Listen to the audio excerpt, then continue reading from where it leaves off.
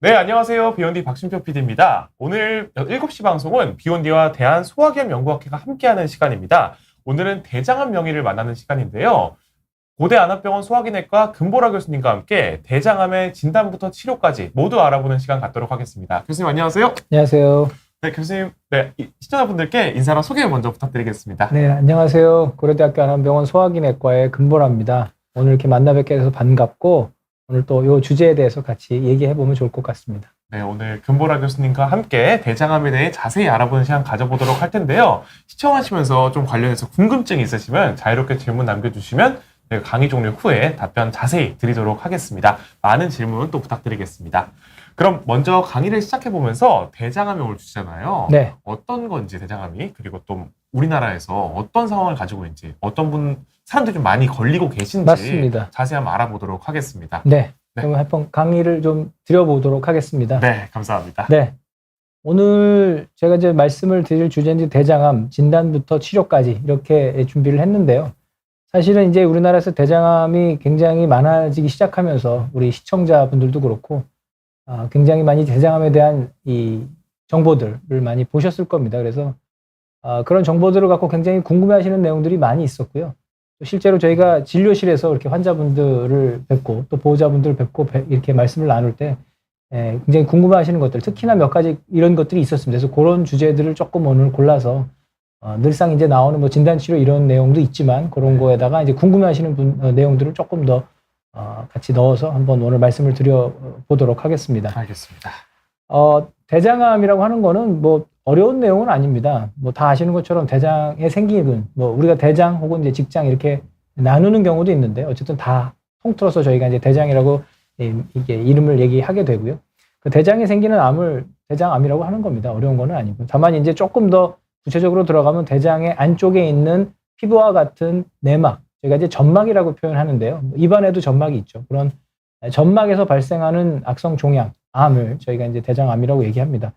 또 그 외에도 여러 가지 이제 대장에 이런 내막만 있는 것이 아니고 근육도 있고 또 거기 신경도 있고 혈관도 있고 이제 조직 안에 굉장히 많은 이런 형태의 다른 형태의 이런 조직들이 있기 때문에 그런 데서도 역시 종양이 생기거나 그것들이 발전하면 암이 될 수도 있습니다. 뭐 다 통합하면 대장에 생기는 거니까 대장암이라고 할 수 있겠지만 그런 것들은 조금은 이제 분리를 하고 일반적으로 저희가 대장암이라고 한다고 하면 내막, 즉 점막에 생기는 종양, 그중에서 이제 악성 종양을 대장암이라고 한다. 이렇게 말씀을 드릴 수가 있겠습니다. 네. 그림에서 보이는 것처럼 이렇게 이 대장도 저희가 위치에 따라서 나누기도 합니다. 상행결장, 평행결장, 그리고 하행결장, 애상결장, 접합부, 그 다음에 직장 이렇게 위치에 따라서 나누게 되고 대장암들이 이런 여러 부위에 분포를 하게 됩니다. 그래서 25%, 뭐 15%, 5%, 애상결장에도 많이 생기고 직장에도 한 20% 생기는 걸로 되어 있습니다. 특히나 이제 우리가 이제 상행결장, 횡행결장까지 이제 우측대장이라고 얘기도 하고요. 그러니까 몸의 오른쪽이죠. 지금 보시는 방향하고 반대가 될 텐데 오른쪽에 있는 대장들을 뭐 우측대장, 그리고 나머지 이 왼쪽에 있는 부분들을 좌측대장으로 나눠서 저희가 설명을 하기도 합니다. 뒤에 나오긴 하겠지만 이런 위치에 따라서 이런 대장암의 이 증상들이 달라질 수가 있기 때문에 그 달라지는 것들이 왜 그런지를 이 우측대장, 좌측대장이라는 위치에 따라서도 또 이해를 해보실 수가 있겠습니다. 대장암의 뭐 원인, 뭐 다들 알고 계실 겁니다. 저희가 가장 많이 접하는 건 결국은 용종이라는 거가 될 텐데요. 그 외에도 뭐 저희가 환경적인 요인, 뭐 유전적인 요인, 본인이 타고난 유전적인 요인도 있을 수도 있고 또 가족력도 있을 수도 있을 것이고 또 어떻게 드셔야 되냐 이런 것도 굉장히 많이 궁금해 하십니다. 사실 안타깝게도 답이 한 가지만 있는 게 아니다 보니까 시기로 저희가 설명을 다 드릴 수는 없지만 저희가 여러 가지 연구들을 저희가 확인해 보면 확실히 이제 시기도 영향이 어느 정도 있다는 것은 알려져 있는 사실이기도 합니다. 그리고 환경적인 요인, 뒤에도 이제 말씀을 드렸지만 우리나라가 이제 굉장히 환경이 좋아지고 살기가 좋아지면서 이런 대장암들이 늘어난 그런 것들도 있기 때문에 여러 가지 환경적인 요인도 있고 또 아주 직접적인 요인으로 보자면 이제 용종이 있다고 볼 수가 있겠습니다. 용종도 굉장히 많이들 이제 궁금해 하시는데 용종하고 선종하고 뭐가 다르냐 이 얘기를 굉장히 많이 하시거든요. 왜? 용종이라는 건 이제 혹이라는 모든 어떤 이 혹처럼 생긴 모든 형태를 다 통칭해서 저희가 이제 용종이라고 부르는 거고 납작한 형태의 용종도 있고 뭐 지금 그림에 보이는 것처럼 동그란 거, 목이 달린 것, 뭐 여러 가지 형태의 그런 혹을 다 통틀어서 저희가 용종이라고 얘기를 합니다. 그리고 선종이라는 거는 그 용종의 성분, 세포 성분을 띄어서 저희가 현미경으로 분석을 해봤을 때 거기서 물론 암이 나오면 이제 대장암이 되는 것이고 암이 아니고 선종이라고 하는 세포들, 양성 종양이거든요. 아직 암이 되기 전이라고 보시면 되겠죠. 그래서 그런 선종이 있다 그러면 이제 선종성 용종, 그러니까 용종이라는 큰 덩어리 카테고리 안에 조직 검사에 따라서 선종도 있고 뭐 증식성도 있고 염증도 있고 뭐 이렇게 암까지 가면 암도 있고 이렇게 조직 검사의 결과에 따라서 나뉘어진다고 보시면 됩니다. 그래서 뭐 때로는 용종하고 선종이 거의 같은 개념으로 이렇게 이해가 될 수도 있는데 왜냐하면 대장 용종 중에 선종이 제일 많습니다. 제일 많기 때문에 뭐 적으면 60% 많으면 저희가 용종을 띄면 90%까지도 선종이 나오는 거기 때문에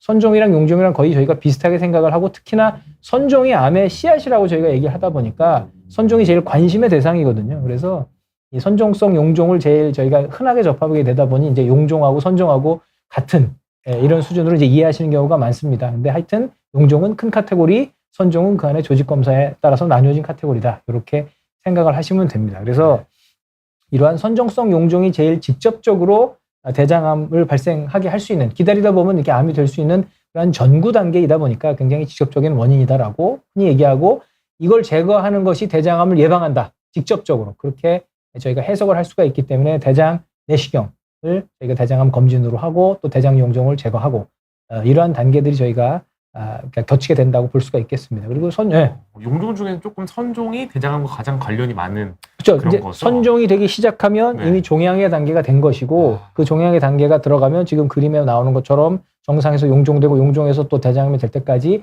몇 년에 걸친 시간을 제거 안 하고 계속 두게 된다면 물론 여기는 이제 대략 평균적인 기간을 이렇게 저희가 써놓은 것인데 더 짧게 걸리는 경우도 있고 더 길게 걸리는 경우도 있습니다. 근데 그런 기간에 손을 안 대고 냅두고 키우게 되면 대장암까지도 갈 수 있다. 그게 이제 선종이 그런 거에 씨앗이자 시작점이다. 이렇게 이해를 하실 수가 있겠습니다. 그 중에서도 이제 여기 써 있는 것처럼 크기가 크고 1cm 이상 된다거나 세포가 이제 고등급 이형성 뭐 이런 얘기를 합니다. 요즘은 환자분들이 공부를 많이 하셔갖고 이런 것들도 다 이제 공부를 하고 오시더라고요. 저등급, 고등급 이런 걸 다 공부를 다 하고 오시는데 뭐 좋습니다. 어쨌든 그래서 고등급 이형성 더 암에 가까이 간 선종이라고 보시면 됩니다. 이제 그런 형태를 보이거나 뭐 육모도 마찬가지입니다. 그런 육모상의 형태를 보이는 경우에는 더 암으로 진행을 더 가까이 암까지 갔구나. 이제 이런 것들을 저희가 이제 가늠을 해볼 수 있다, 판단해 볼 수 있다. 이렇게 이해를 하실 수가 있겠습니다.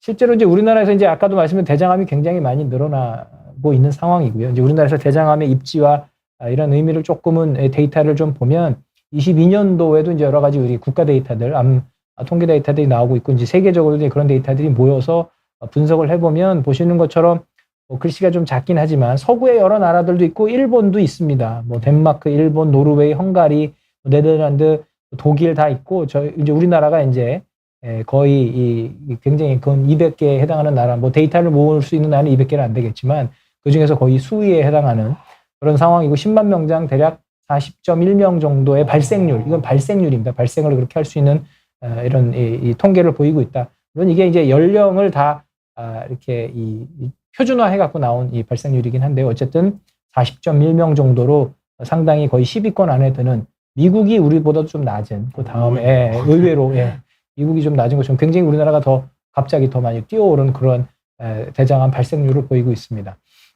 이렇게 이제 뭐 최근에 이렇게 올라가 있는 것도 있겠지만 실상 이 그래프를 또 보시면 이 발생률의 변화 추이를 좀 그려본 건데요.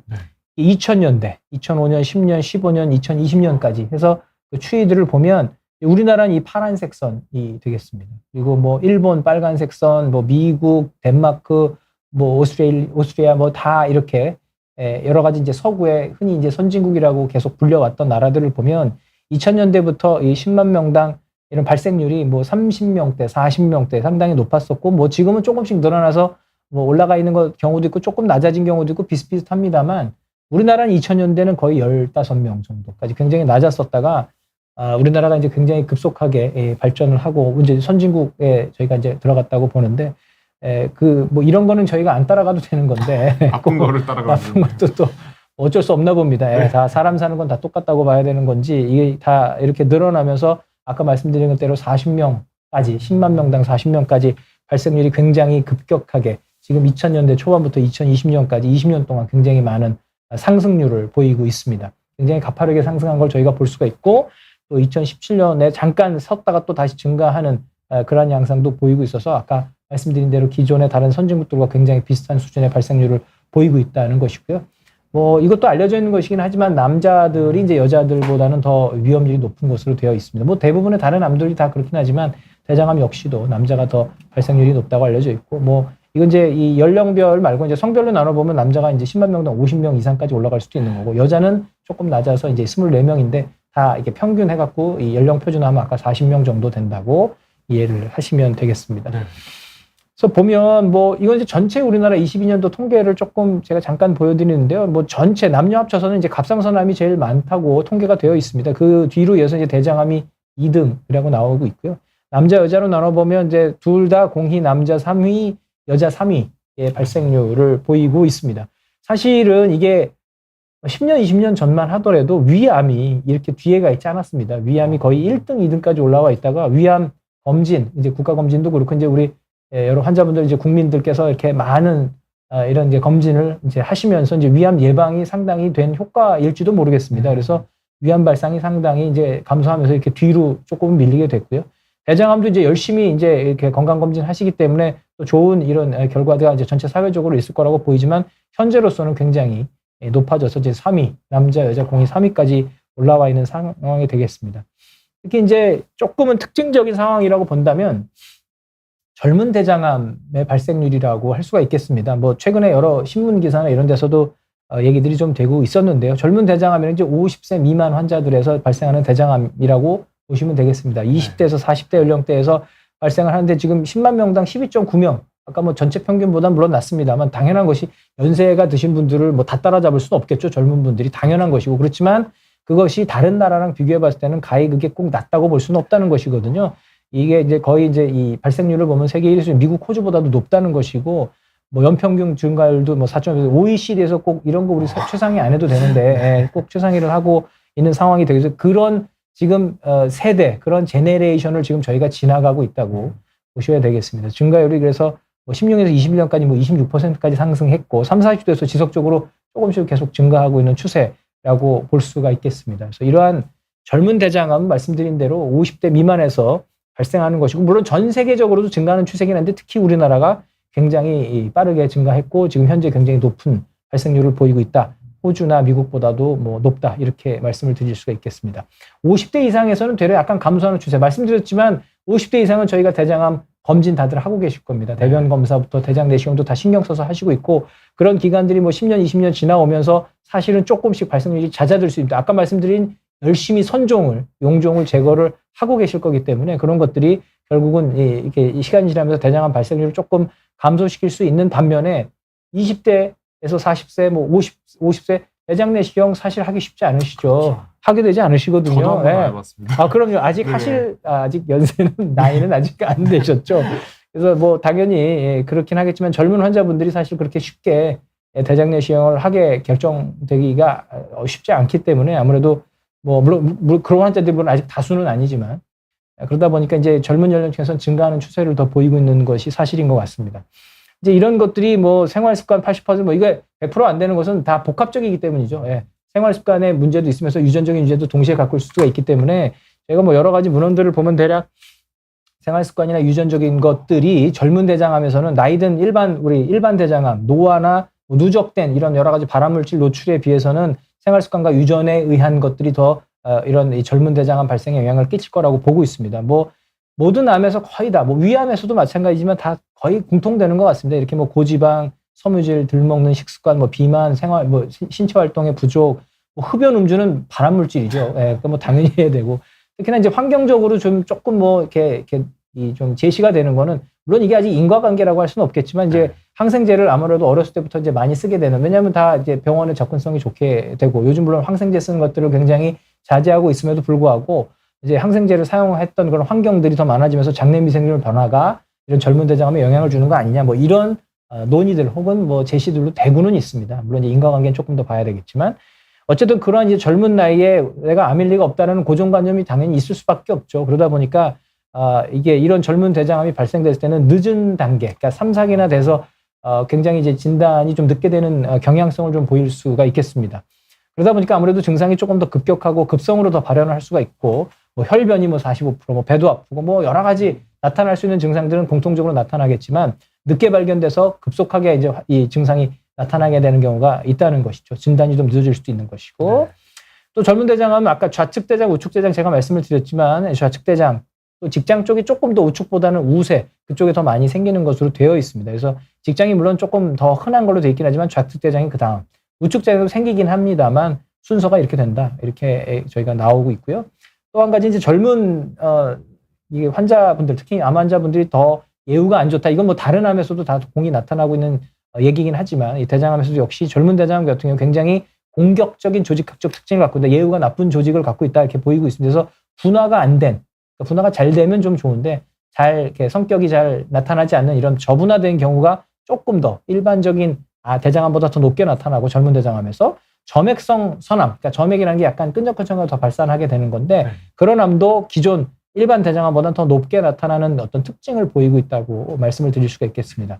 근데 무조건 이렇게 안 좋은 형태를 보이면 그럼 다 결과가 안 좋냐? 그런 건 아니고 이렇게 안 좋은 형태라고 할지라도 항암 치료에는 되려 이런 이 암세포들이 또 잘 반응하는 경우가 있습니다. 따라서 병기별 생존율을 보면 젊은 대장암에서 1기, 2기라고 할지라도 훨씬 더 이제 나이 든 경우보다는 생존율이 더 좋게 나오고 있습니다. 그리고 2기를 지나서 3기, 4기 뭐 수술도 하고 이제 항암 치료를 하는 경우에도 젊은 환자분들이 그 이제 연세 많으신 분들에서 생기는 3, 4기보다는 조금 더 치료했을 때 생존율은 조금 더 좋게 나올 수 있다고 되어 있습니다. 이런 건 비단 뭐 이렇게 대장암의 이런 특징도 있겠지만 아무래도 환자분들이 젊다 보니까 수술을 하거나 아니면 항암 치료를 했을 때 견딜 수 있는 저력이 더 많은 것이죠. 어르신들은 아무래도 조금 기저질환도 많으시고 뭐 여러 가지 견뎌내기가 쉽지 않은 반면 항암 치료도 견뎌내기가 조금 어려우신 반면에 이 젊은 환자분들은 다 그걸 버틸 수 있고 모든 치료들을 다 해낼 수 있는 어떤 저력이 있다 보니까 조금은 더 이런 생존율에 있어서 조금 좋은 이런 결과를 보일 수도 있다 이렇게 말씀을 드릴 수가 있겠습니다. 그래서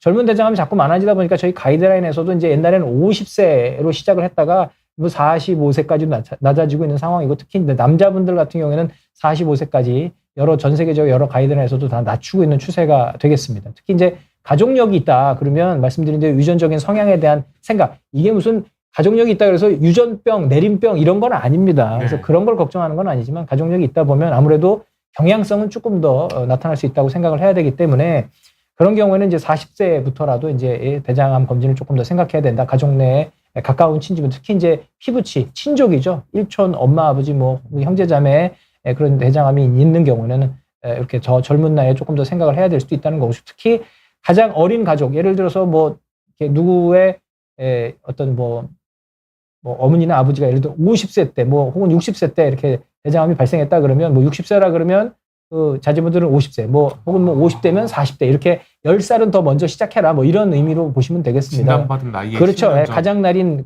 어린 가족이라고 하는 게 뭐 50살에 진단된 뭐 환자도 있다 그러면 그 자제분들은 40대부터 시작해라 뭐 이런 계산법이 되겠습니다. 그래서 이제 40대부터 시작한다고 돼 있는데 뭐 40세면 30대부터 시작을 해줘야 되겠죠.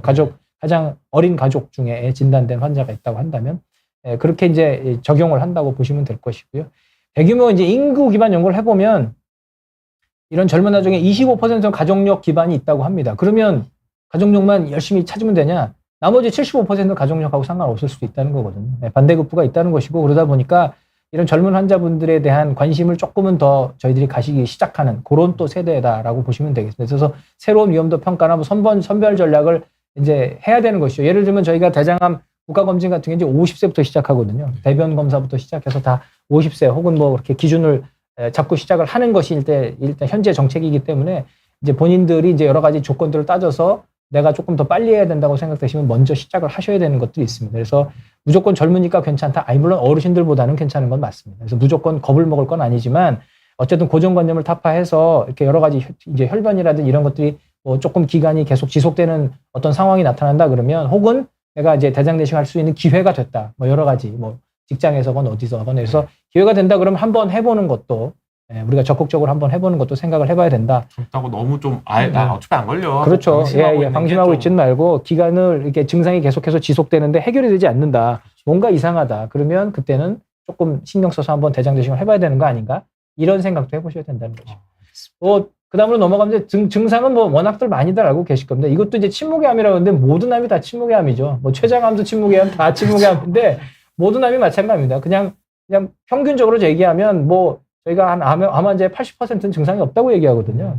다 발견되기 전까지 다 증상이 네. 없다고 말씀을 드립니다. 그래서 특히나 1, 2기에 해당하는 대장암 초기에 같은 경우는 당연히 무증상인 경우가 많으시고요. 아까 같이 용종 이런 것들이 좀 붙어 있다고 해서 증상이 나타나지는 않으시거든요. 전혀.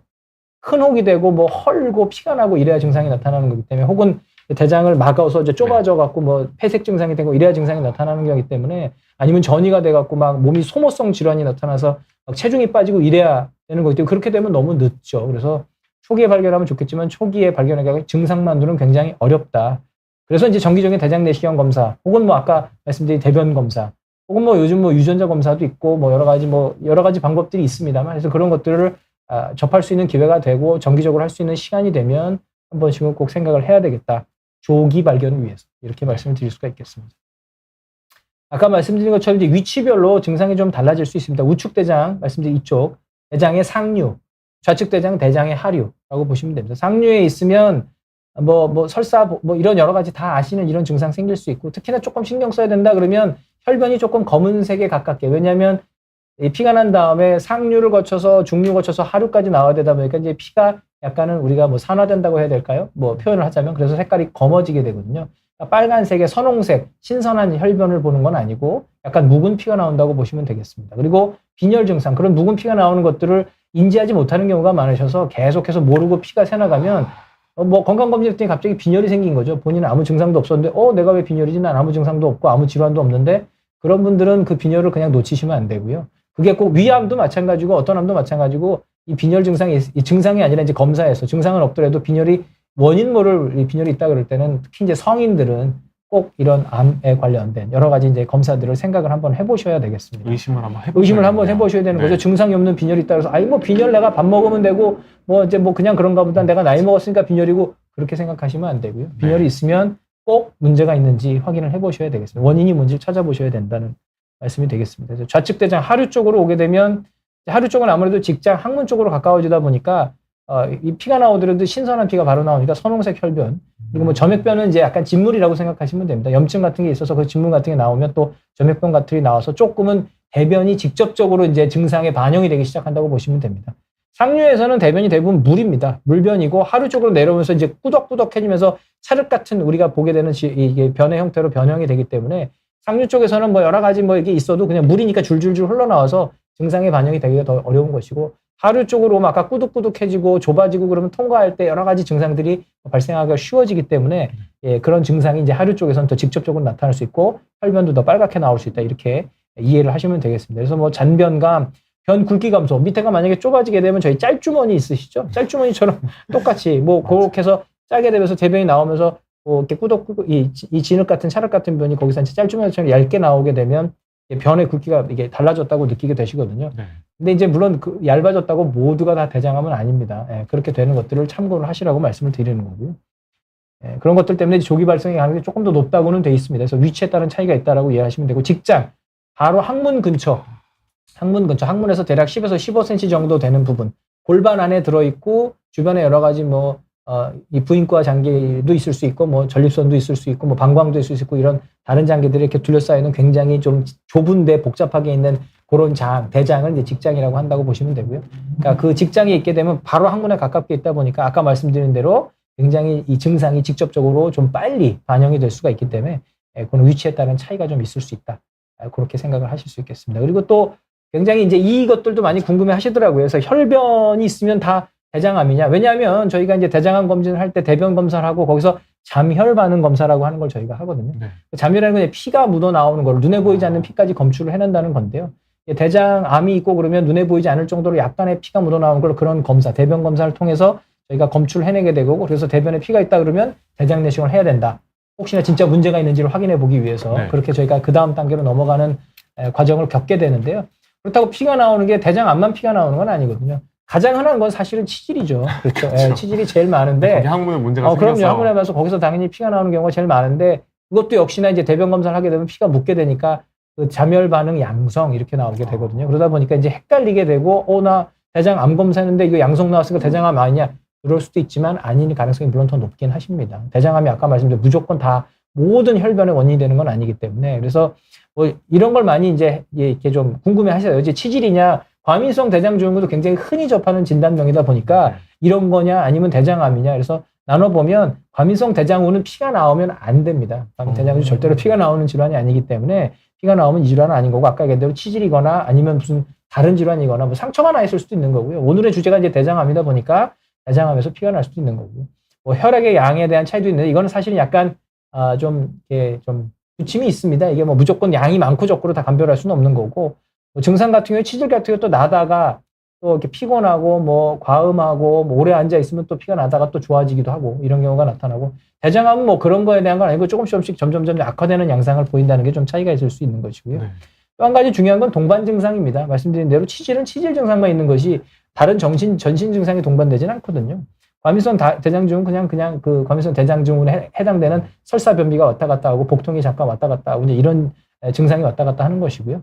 대장암은 이제 나이가 많아지고 그렇게 되는데 이런 여러 가지 전신 증상이 동반된다. 뭐 체중 감소 아까 보셨던 그런 증상들이 있으면 그거는 조금 더 의심이 더 짙어진다. 이렇게 생각을 할 수가 있겠습니다. 그래서 이러한 무조건 혈변 봤으니까 나 큰일 난 거 아니냐 그렇게 걱정하시진 마시되 한번 내가 대장 내시경 한 지가 오래됐다. 뭐 1년이나 했다, 6개월이나 했다 그러면 이제 그 대장 내시경 결과가 괜찮았으면 좀 지나갈 수도 있겠죠. 근데 그 이상 되고 걱정이 되고 내가 받아봐야겠다 그러면 대장 내시경 해봐야 되실 수도 있겠습니다. 그리고 이런 증상들이 2주 이상 계속 지속된다 그러면 그냥 내버려 둘 수는 없겠죠. 그렇게 되면 가서 이제 진료를 보시고 의사 선생님하고 상의를 해갖고 검사를 할지 어떻게 할지를 한 번 더 논의를 해보셔야 된다고 볼 수가 있겠습니다.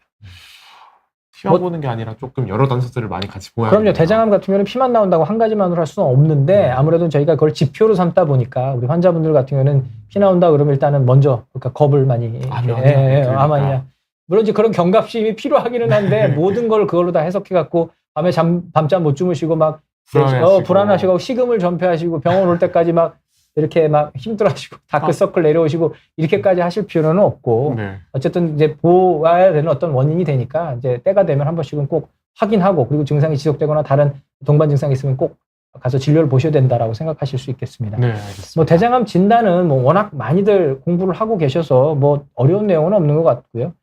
대변 자멸 검사 말씀드렸지만 조기 검진을 위해서 저희가 사용을 하고 있고 제일 중요한 건 결국 대장 내시경이 되겠습니다. 제일 중요한 기본 표준 검사이고 거기서 이제 병변을 확인하고 조직 검사를 해서 세포를 얻은 다음에 거기서 암세포가 나오면 진단이 되는 것이죠. 그래서 뭐 별로 진단 자체가 어려운 건 아니라고 보시면 됩니다. 그 추후에 진단된 다음에 뒤에서도 나오겠지만 저희가 병기를 평가하죠. 암이 나오면 1기냐, 2기냐, 3기냐, 4기냐가 나오게 되고 그런 경우에 이제 병기 평가를 하기 위해서 뭐 저희가 CT도 찍고 뭐 때로는 MRI도 찍고 뭐 페트 검사도 하고 하는 것들이 있지만 그런 건 뭐 다른 암들과도 대동소이하다고 보시면 되겠습니다. 어쨌든 조기 발견의 최우선 전략 말씀드린 대로 증상 자체만으로 신뢰할 수는 없습니다. 그래서 결국은 그래서도 이제 국가검진 하는 것처럼 결국은 때가 되면 미리 검사를 해갖고 문제가 있는지 없는지를 중간중간 계속 순찰을 돌아줘야 된다. 이제 이렇게 말씀을 드릴 수가 있겠습니다. 말씀드린 뭐 남성 뭐 40대, 45세까지도 땡겨지고 있는 상황이고 여자분들은 뭐 50세부터라고 얘기는 돼 있는데 뭐 여러 가지 연구나 통계들을 보면 여자분들 같은 경우는 65세 이상 넘으면 또 조금 더 올라간다고 돼 있기 때문에 65세 넘기 시작하면 더 신경을 쓰셔야 되는 것이고요. 가족력 있으면 신경 쓰셔야 되는 거고 증상이 아까 얘기한 좀 여러 가지 증상 동반돼 있고 뭐 위험 증상까지 있다 그러면 기다리지 말고 이제 진료를 보셔라. 이렇게 말씀드릴 수가 있겠습니다. 그래서 병기 설정은 말씀드린 대로 이건 다 저희들이 해드리는 거거든요. 그래서 검사해갖고 뭐 수술하거나 조직을 얻은 다음에 그 암이 있으면 암의 뿌리가 어디까지 내려갔느냐 치면 깊이라는 것이고 주변까지 임파선이 어디까지 가느냐 임파절 전이, 임푸절 전이 그다음에 멀리까지 뭐 간이나 허파나 이런 데로 이제 전이가 돼 있거나 멀리 있는 임파선으로 가 있는 거냐 원격전이 이런 것들을 갖고 저희가 1, 2, 3, 4기를 나누게 됩니다. 이건 뭐 다른 암들 다 공이 그렇게 된다고 보시면 되고요.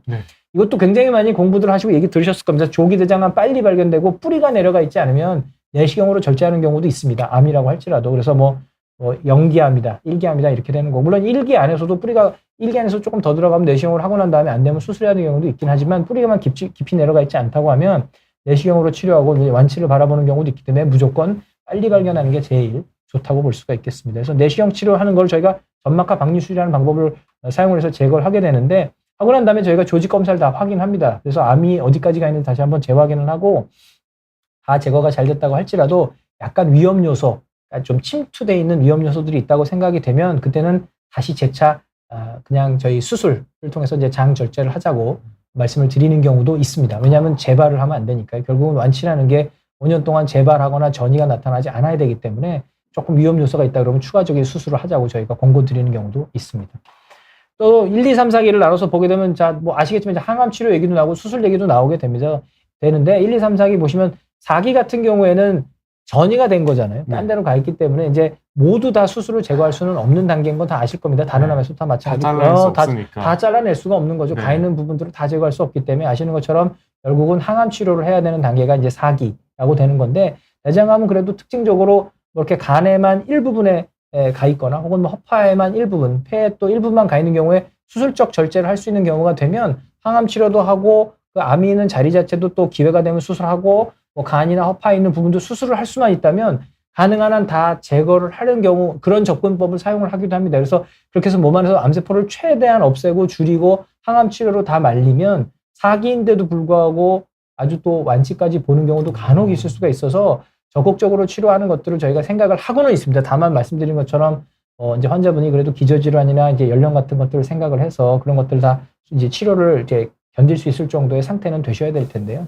하여튼 그런 접근법을 이제 4기에서도 한다는 걸 말씀을 드리는 거고, 뭐 1기는 뭐 혹은 2기는 멀리까지 가지 않고 고기에만 그 대장의 그 국소적인 경우만 있기 때문에 절제술 수술을 해갖고 이제 저희가 완치를 바라볼 수 있고, 다만 2기 같은 경우에는 수술해서 저희가 조직을 봤더니 또 고위험에 해당하는 소견들이 있습니다. 또 혹시나 눈에는 안 보이지만 밖으로 조금 새 나간 거 아니야? 퍼져나간 거 아니야? 이런 소견이 조금 의심되는 경우에는 2기라고 할지라도 이제 항암 치료를 붙이기는 합니다.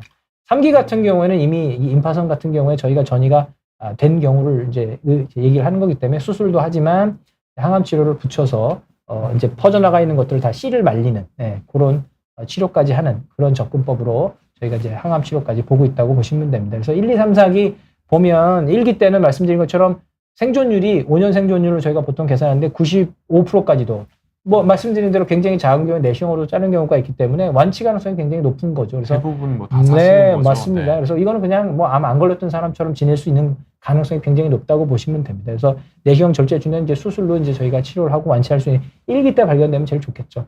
그다음에 2기 때 물론 안 생기는 게 더 좋습니다.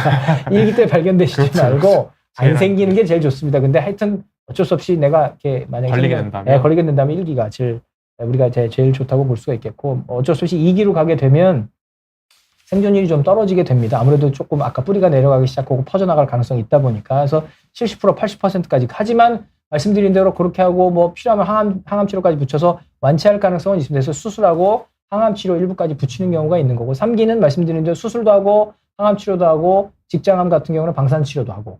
그래서 40에서 60% 정도의 5년 생존율을 보이지만 우리가 이제 수술 후 이제 보조 항암요법까지 요새 붙이고 뭐 여러 가지 뒤에 말씀에 표적 뭐 항암 치료제, 뭐 면역 억제, 뭐 면역 치료제, 뭐 이런 것들을 붙이게 되면 7, 80%까지도 또 올라오는 경우들이 있습니다. 그래서 상당히 효과들을 조금 더 우리가 이렇게 좋게 만들 수 있는 기회들을 마련을 할 수가 있다.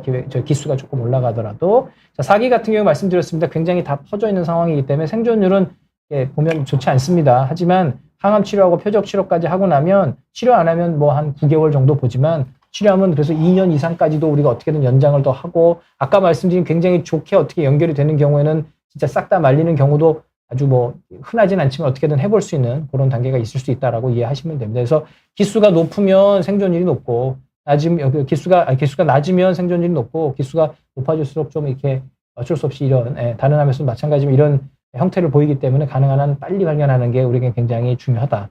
이렇게 볼 수가 있겠습니다. 4기, 그러니까 전이성 대장암의 이제 생존율을 이렇게 연대별로 저희가 좀 비교를 해본 건데요. 2000년대 초반에서부터 이제 거의 20년대까지 이런 생존율을 조금 변이를 보면 치료 안 한 분들이 이제 빨간색입니다. 치료를 안 한 분들은 뭐 변함이 없을 겁니다. 그래서 보면 생존율이 뭐 대략 9개월, 아까 말씀드린 뭐 그 정도 치료를 안 받았을 경우 4기 환자분들 뭐 그 정도로 데이터가 나오는 겁니다. 사람마다 보면 다를 수 있지만 데이터상으로 보면 그렇고, 이제 항암 치료하거나 여러 가지 표적 치료제를 쓰게 되면서 이 약제들이 이제 최근에 더 많이 이제 들어왔으니까요. 그런 약제들을 사용을 하면서 보시면 그 4기 전이성 대장암일지라도 이 생존율이 25개월, 2년 이상을 이렇게 넘어가는, 최근에는 그러니까 옛날보다는 훨씬 더 많이 연장을 할 수 있는 이러한 데이터를 보이고 있기 때문에 충분히 우리가 치료를 하면서 어떻게든 우리가 도모를 해야 된다. 이렇게 말씀을 드릴 수가 있겠습니다. 누구한테 잘생기나 이런 것도 굉장히 많이 궁금해 하시거든요. 오면, 그리고 오시면, 왜 생겼냐고 그러세요. 굉장히 뭐 참, 맞는 말씀입니다. 이게 뭐, 내가 왜 이걸 걸려야 되냐라는 말씀을 하실 수밖에 없고. 그럼요. 하고, 보호자분들도 그러시고. 근데 뭐, 왜냐 그러면 사실은 답이 한 가지로만 나오는 건 아니고, 뭐 참 어렵습니다. 예, 어려웠고 뭐 이건 뭐 사실 다른 암에도 다 동일하게 적용되는 내용들이 대부분 공통되는 내용들이시거든요. 그래서 생활습관 시기 뭐 본인이 갖고 있는 여러 의학적인 상태나 뭐 특성 뭐 가족력 유전 뭐 이런 것들이 다 복합적으로 영향을 줘서 대장암이 생긴다고 보게 됩니다. 근데 뭐 이렇게 저희가 논문들을 찾아보고 이런 것들을 좀 정리를 굳이 하자면 이제 이런 얘기들이 나옵니다. 뭐 가공육이네 뭐 붉은 고기 이런 얘기 다 다른 암에서도 나오고 위암에서도 나오고 합니다. 술, 담배는 뭐 발암물질이니까 말할 것도 없고 이런 것들이 더 영향이 있다. 이렇게 산다고 무조건 암에 걸리냐 물론 그런 건 아니지만 다각도 다요인이 있지만 하여튼 이런 것들이 영향을 주고 좀 이렇게 위험도를 올릴 수 있다. 이제 이렇게 이해를 해야 될 것 같고 할 수 있으면 피하면 제일 좋을 것 같습니다.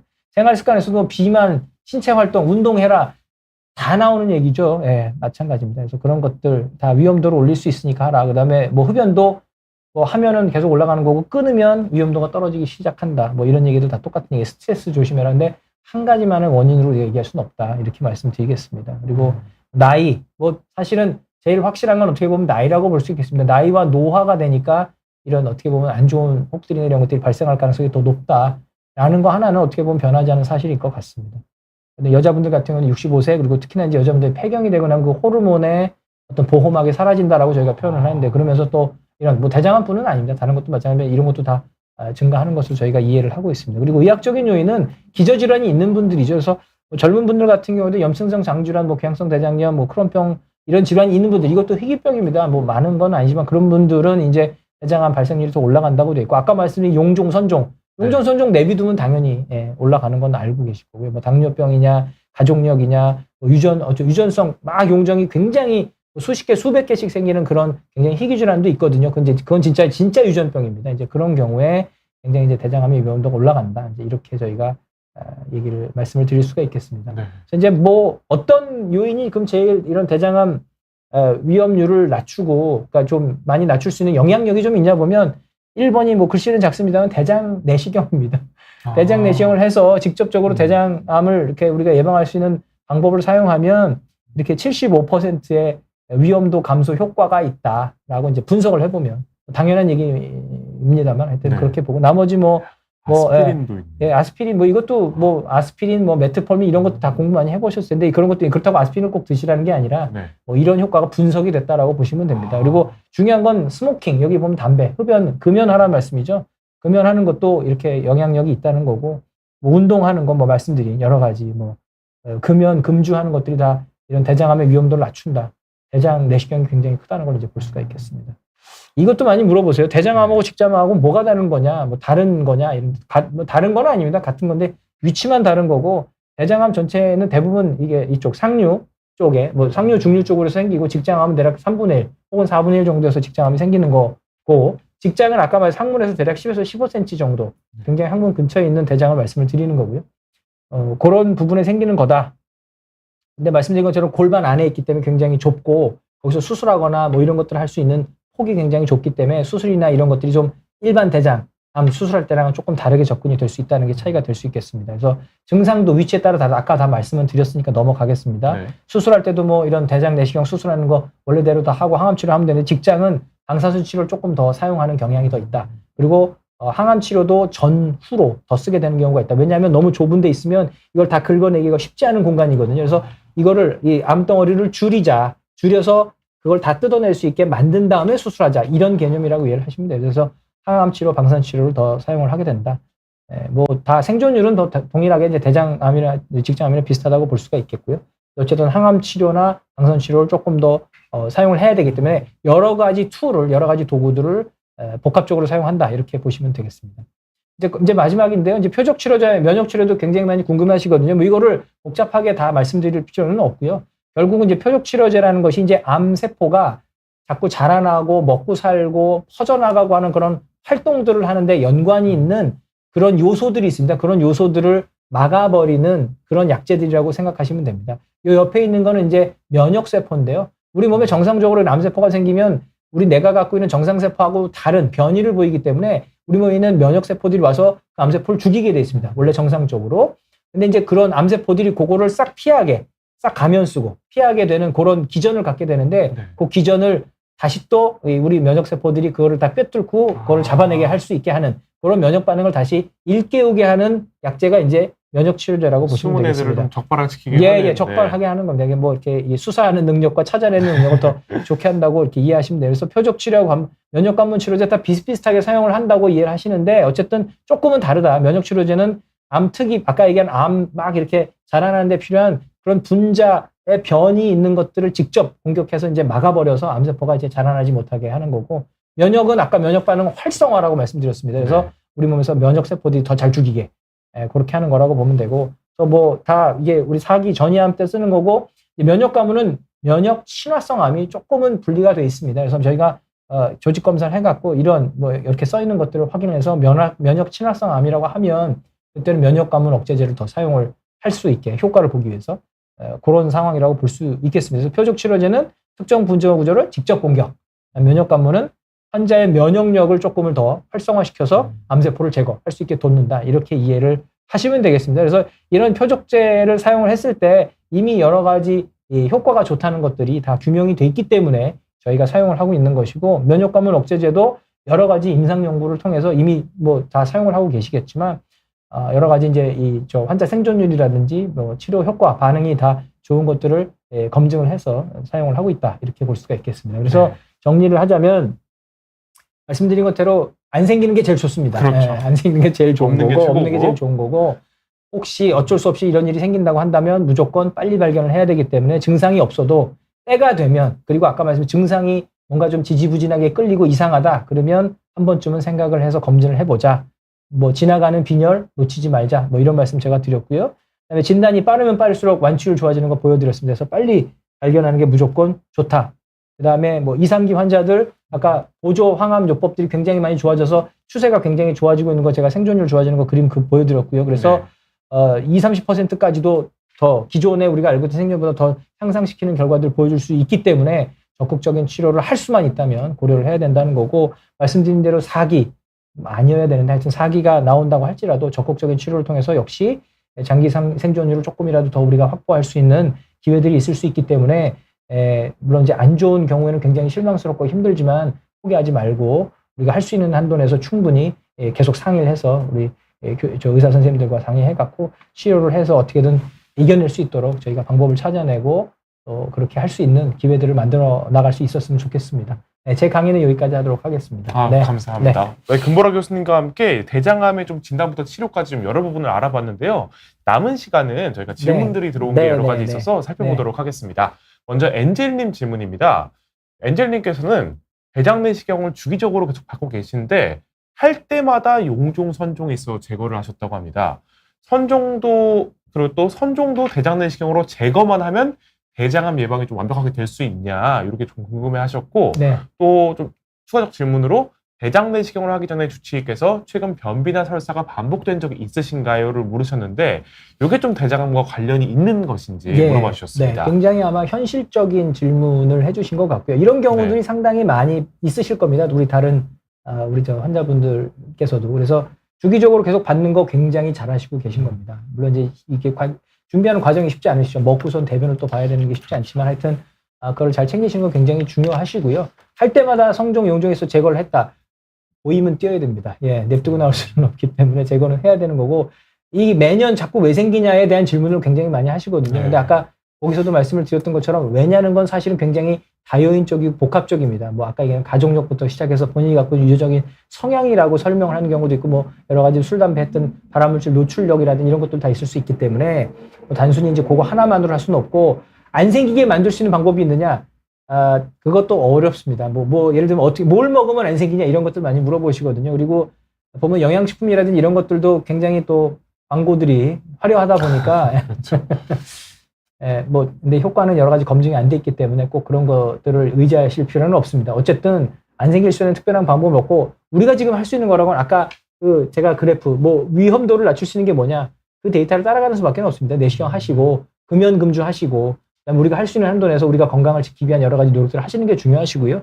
그러다 보면 또 안 생기는 해도 있습니다. 실제로 하다 보면 계속 공장처럼 저희가 혹을 1년에 몇 개씩 찍어내는 건 절대로 아닙니다. 따라서 그렇게 많이 생기는 시기가 있다가 또 지나가다 보면 똑같은 환자분들 어느 시기에는 또 안 생기는 경우도 있습니다. 실제로 저희가 하다 보면 그게 저희가 해석을 하기가 어렵죠. 원인을 우리가 유전자를 검사할 수는 없지만 실제로 그런 경우들이 있기 때문에 검사하시고 있으면 띄고 그렇게 계속 하시는 게 중요하다. 그리고 우리가 할 수 있는 한도에서 최선을 다해서 우리가 건강을 지키는 노력을 해야 되는 건 당연한 거고. 그리고 말씀하신 대로 선종도 대장을 제거만 하면, 대장 내시경으로 제거하면 그 선종 띈 자리를 완벽하게 잘 제거를 했다 그러면 그 자리에서는 대장암이 생기는 걸 예방하는 건 맞습니다. 근데 대장이 길게 저희가 이제 뭐 80cm에서 1.5m 내시경 들어가면 이렇게 큰 면적이 있기 때문에 여기서 띄었는데 저쪽에서 생길 수 있고 맨날 같은 데 생기는 건 절대 아닙니다. 띄고 나면 그 자리는 안 생길 수 있거든요. 그래서 여러 군데에서 또 생길 수 있기 때문에 반복적으로 같은 자리를 계속 보면서 띈 데는 안 생기도록 다른 데 생기는지 보고 이렇게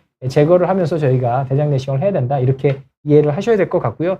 변비 설사가 반복된지 있는지는 뭐 대장암 자체하고는 사실은 상관이 없습니다. 대장암은 눈에 보이는 거니까 내시경에서 대장암이 덩어리가 있으면 조직 검사하고 진단을 하는 거지 뭐 대장암이 의심되는데 뭐 그거를 냅두고 나오는 건 아니기 때문에 의심된다고 변비 설사를 얘기한 건 아니실 것 같고요. 뭔가 아마 점막에 여러 가지 소견을 대장 내시경할 때 뭔가를 보셨을 수도 있습니다. 염증 소견이 있었다든지 그래서 그런 것들을 보시고 아마 주치 선생님이 혹시 뭐 다른 거에 대한 의심이 있으니까 또 질문을 아마 그렇게 물어봤을 것 같은 그런 생각이 듭니다. 알겠습니다.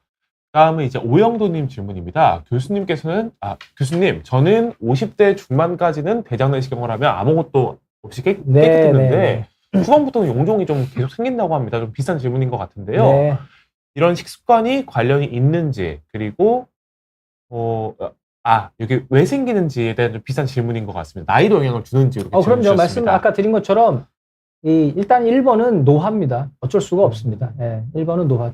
아까 뭐 젊은 대장암 제가 뭐 요즘에 이제 세대가 그러다 보니까 제가 조금 강조를 드리긴 했지만 대장암 환자가 젊은 환자가 그렇다고 절대수가 많은 건 당연히 아닙니다. 요즘 이제 비교적 늘어나고 있다고 봐야 되는 거고 그 연세가 드시고 노화가 되는 거를 이길 거는 없습니다. 무조건 그 이유가 1번이라고 보셔야 되고요. 노화가 되면서 유전자 손상이 된다고 우리가 이제 쉽게 설명을 해드리고는 있는데요. 그래서 그런 것들이 결국은 어떤 표현이 되는 결과가 된 것들이 뭐 혹도 생기고 혹은 뭐 대장암이 되거나 뭐 다른 암이 되거나 이런 것들이 결국 노화라는 어떤 우리가 벗어날 수 없는 인간의 굴레라고 해야 될까요? 거기서 벗어날 수가 없기 때문에 연세가 드시면 뭔가 자꾸 더 생길 수 있는 내가 예전엔 안 그랬는데 당연히 예전엔 안 그러셨죠. 예전엔 젊으셨기 때문에 그래서 나이가 드시면서 이제 그전에는 없었던 경험하지 못했던 뭔가 새로운 일이 생기는 일들은 자꾸 생길 수밖에 없는 그런 노화라는 것들이 좀 있다는 걸 좀 이해를 하셔야 될 것 같고요.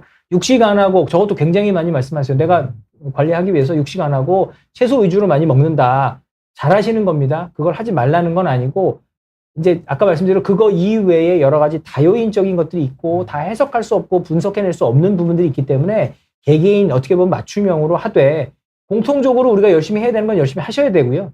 개인적으로 우리가 가족력부터 시작해서 따져서 우리가 조심해야 될 것들은 또 따져야 되는 거고 용종이 또 많이 생기시는 분들은 대장 내시경 간격을 너무 길게 하면 안 되는 거거든요. 개수가 많아지면 간격을 저희가 짧게 하자고 말씀을 드립니다. 심지어는 뭐 10개 막 이렇게 많이 뛰시는 분들은 1년마다 보라고도 말씀을 드립니다. 그런 식으로 어떤 이런 용종의 개수나 형태 그리고 위험도에 따라서 간격을 조정하는 맞춤형 접근법을 통해서 이렇게 여러 가지 이제 변화되는 이런 상황 속에서 이제 맞춤형으로 또 순찰을 돌고 또 이런 조기암 검진을 위한 또 예방을 위한 이런 이 과정들을 계속 진행하셔야 된다. 이제 이렇게 말씀을 드릴 수 있겠습니다. 알겠습니다. 네. 그다음에 이제 한 가지만 질문만 더 드리도록 하겠습니다. 네. 제이킴님께서 안녕하세요 선생님, 남편이 50세가 돼서 처음으로 내시경을 했습니다. 그런데 톱니형으로 나왔다고 내년에 또 하라는 얘기를 들으셨다고 합니다. 톱니형은 1년에 한 번 하는 게 보통인가요? 이렇게 질문 주셨습니다. 이게 좀 전에 말씀드린 것처럼 이제 개인적으로 어떤 갖고 있는 용종이나 형태나 그 조직 검사의 이런 상황, 위험도에 따라서 대장암으로 발전할 수 있는 위험도에 따라서 간격을 조정한다고 말씀드린 이제 그런 예라고 볼 수가 있겠는데요.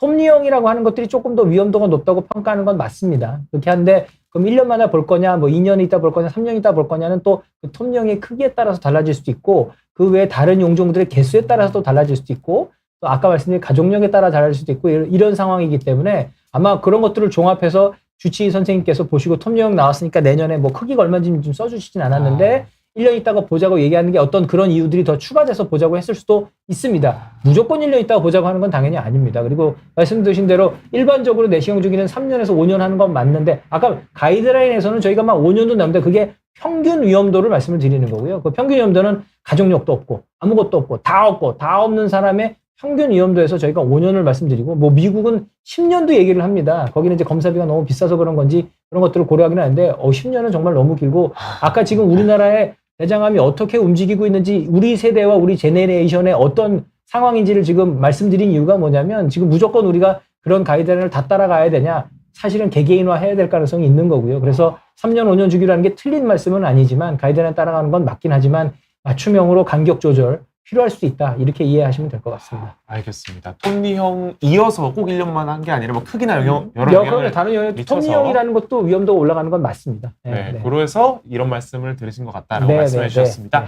네, 그럼 마지막으로 대장암을 좀 걱정하시는 시청자 여러분들이나 좀 궁금하신 분들에게 인사 말씀 부탁드리겠습니다. 네, 또 늦은 시간까지 저녁 식사는 다 맛있게 하셨네요.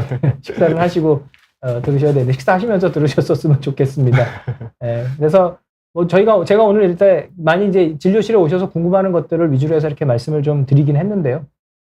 그런 것처럼 어쨌든 안 걸리는 게 좋다. 대장암 가기 전에 어떻게든 예방을 하자. 그러기 위해서는 말씀드린 그런 여러 가지 요건들, 우리가 힘들고 귀찮지만 해야 될 검사들, 이런 것들을 꼭 빠짐없이 해주셨으면 좋겠다라는 게 가장 중요한 말씀이 되겠고요. 또 한 가지는 뭐 당연한 말씀이지만 어쩔 수 없이 원하지 않지만 이런 안 좋은 일을 당하게 되는 상황이 됐을 때라도 지금 말씀드린 그림에서 보여드린 것처럼 무조건 난 이제 큰일 났네, 아무것도 안 되겠네, 이렇게 생각하시지 말고 꼭 우리나라는 그런 정도로 나쁜 나라는 아니니까요. 다 병원에 가면 어떻게든 다 해결할 수 있는 방법들을 또 주치 선생님들이 다 마련을 해주시고 같이 상의해서 진행을 해주실 테니까 나쁜 쪽으로만 자꾸 생각하지 마시고 어쨌든 극복할 수 있는 방법들을 찾아서 꼭 끝까지 잘 극복할 수 있는 그런 기회들을 잡으셨으면 좋겠다는 말씀을 드리도록 하겠습니다. 네. 오늘 정말 좋은 말씀, 대장암에 대한 여러 정보를 주신 금보라 교수님 정말 감사드립니다. 고맙습니다. 네, 오늘 긴 시간 함께 댓글 남겨주시고 시청해주신 여러분들도 모두 감사드리면서 오늘 라이브는 여기서 마치도록 하겠습니다. 시청해주셔서 모두 감사드립니다.